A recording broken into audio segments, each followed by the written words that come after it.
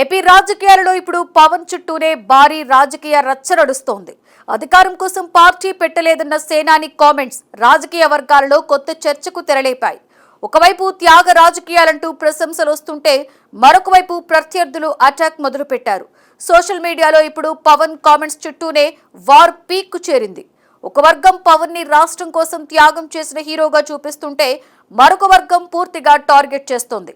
ప్రత్యేకంగా vote bank రాజకీయాల కోణంలో కూడా ఈ వ్యవహారం హాట్ టాపిక్ గా మారింది. కాపు సామాజిక వర్గాన్ని తమ వైపు తిప్పుకునేలా వైసీపీ సోషల్ మీడియాలో పవన్ మీద రెచ్చిపోతుందా? అసలు పవన్ వ్యాఖ్యల్లో అంతరార్థం ఏంటి?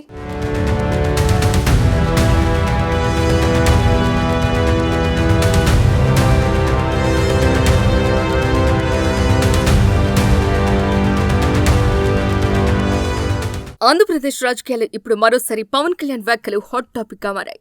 ముఖ్యంగా జనసేన పార్టీ ఆవిర్భావ లక్ష్యాలు, పొత్తుల రాజకీయాలు, రాష్ట్ర ప్రయోజనాలు, సీఎం పదవి, కాపు సామాజిక వర్గం ఆశల వంటి కీలక అంశాలపై ఇటీవల పవన్ కళ్యాణ్ చేసిన వ్యాఖ్యలు రాజకీయ వర్గాలు పెద్ద చర్చకు దారితీశాయి. ఒకవైపు ఆయన మాటలను వ్యూహాత్మక రాజకీయాలుగా చూస్తుండగా మరోవైపు వాటిపై విమర్శలు కూడా వస్తున్నాయి. ముఖ్యంగా నాకు సీఎం కావాలని కోరికతో పార్టీ పెట్టలేదు అన్న వ్యాఖ్య ఇప్పుడు సామాన్య ప్రజల్లో సైతం పెద్ద చర్చగా మారింది. జనసేన ఆవిర్భావం నుంచి ఇప్పటి వరకు పవన్ కళ్యాణ్ రాజకీయ ప్రయాణం చాలా భిన్నంగా సాగింది.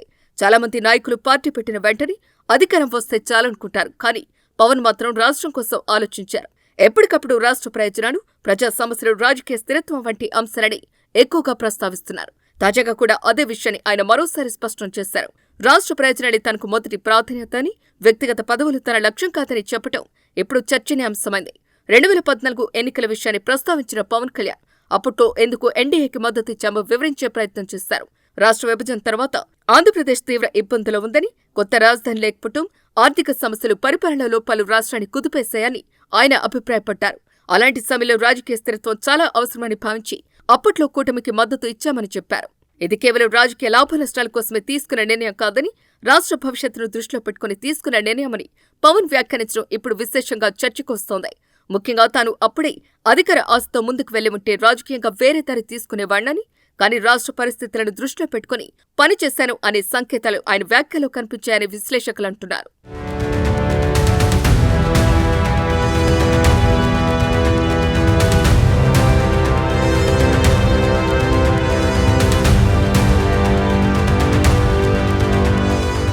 ఇక 2024 ఎన్నికల విషయంలో కూడా పవన్ కళ్యాణ్ ఇదే తరహా వ్యాఖ్యలు చేశారు. రాష్ట్రంలో ప్రతిపక్ష ఓట్లు చీలితే మళ్లీ వైసీపీ అధికారంలోకి వచ్చే అవకాశం ఉందని భావించామని చెప్పారు. అందుకే కూటమి అవసరమైందని వివరించారు. ఒంటరిగా పోటీ చేస్తే జనసేనకు మంచి ఫలితాలు వచ్చేవని కూడా ఆయన వ్యాఖ్యానించారు. అంటే పార్టీకి స్వతంత్ర బలం పెరుగుతోంది అనే సంకేతాన్ని కూడా పవన్ ఇచ్చినట్టుగా రాజకీయ వర్గాలు భావిస్తున్నాయి. అయితే అదే సమయంలో రాష్ట్ర ప్రయోజనాల కోసం తాము త్యాగం చేశామని చెప్పడం ఇప్పుడు జనసేనలోని చర్చకు దారితీస్తోంది. ఎందుకంటే జనసేన కార్యకర్తలు, అభిమానుల్లో ముఖ్యంగా కాపు సామాజిక వర్గాలు పవన్ కళ్యాణ్ ముఖ్యమంత్రి కావాలి అనే కోరిక బలంగా ఉందని చాలా కాలంగా ప్రచారం జరుగుతోంది. ఈసారి అయినా పవన్ సీఎం కావాలి అనే నినాదాలు కూడా ఎన్నికల సమయంలో బలంగా వినిపించాయి. అలాంటి సమయంలో సీఎం కావాలనే కోరికతో పార్టీ పెట్టలేదు అన్న పవన్ వ్యాఖ్య కొందరిని ఆశ్చర్యానికి గురిచేస్తుంది.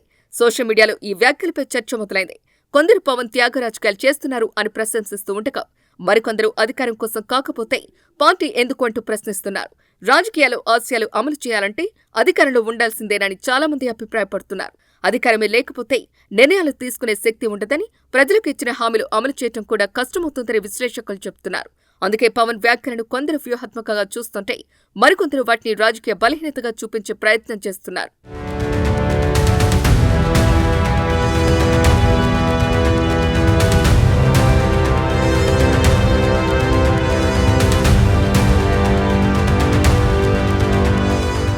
ముఖ్యంగా వైసీపీ నేతలు పవన్ వ్యాఖ్యలను టార్గెట్ చేస్తున్నారు.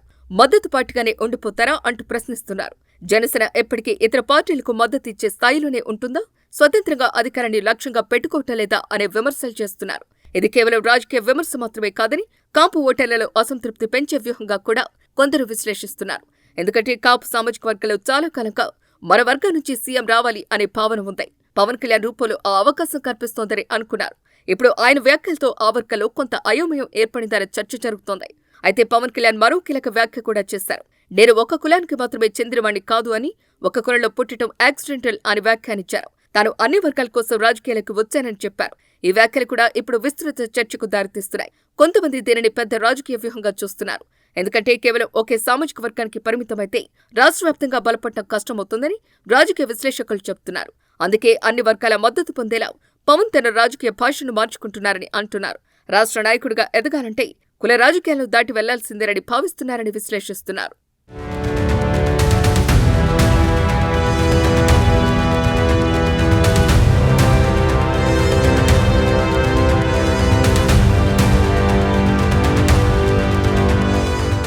ఇక మరోవైపు పొత్తుల రాజకీయాలపై కూడా పవన్ వ్యూహాత్మకంగా ముందుకు సాగుతున్నారు అన్న చర్చ జరుగుతోంది. దేశంలో చాలా పార్టీలు మొదట పొత్తుల ద్వారానే బలపడిన విషయాన్ని రాజకీయ పరిశీలకులు గుర్తు చేస్తున్నారు. ప్రాంతీయ పార్టీలు చాలా వరకు మొత్తం మిత్రపక్షాలుగా ఎదిగి తర్వాత స్వతంత్ర శక్తులుగా మారిన ఉదాహరణలు ఉన్నాయి. జనసేన కూడా అదే మార్గంలో ముందుకు సాగుతుందని విశ్లేషకులు చెబుతున్నారు. ప్రస్తుతం తక్కువ సీట్లతో ప్రారంభమైన భవిష్యత్తులో మరిన్ని సీట్లు మరింత రాజకీయ బలం సాధించే దిశగా పవన్ అడుగులు వేస్తున్నారని అంటున్నారు. వచ్చే ఎన్నికల నాటికి కూటమిలో జనసేన పాత్ర మరింత పెరిగే అవకాశం ఉందని కూడా రాజకీయ వర్గాల్లో చర్చ నడుస్తోంది. కొంతమంది దీనిని షణ్ముఖ వ్యూహంగా అభివర్ణిస్తున్నారు. బయటకు పొత్తుల రాజకీయాలు కనిపించినా లోపల మాత్రం పార్టీని క్షేత్రస్థాయిలో బలోపేతం చేస్తూ భవిష్యత్తులో స్వతంత్ర అధికార లక్ష్యానికి పునాది వేస్తున్నారని అంటున్నారు. ఏపీలో ఉన్న రాజకీయ పరిస్థితుల వల్ల ఒకేసారి అధికారాన్ని లక్ష్యంగా పెట్టుకుని విఫలమయ్యే కంటే దశల వారీగా బలపడటం మంచిదనే వ్యూహంతో పవన్ ముందుకు సాగుతున్నారు అనే అభిప్రాయం వ్యక్తమవుతుంది. మొత్తంగా చూస్తే పవన్ కళ్యాణ్ తాజా వ్యాఖ్యలు ఏపీ రాజకీయాల్లో కొత్త చర్చకు తెరలేపాయి.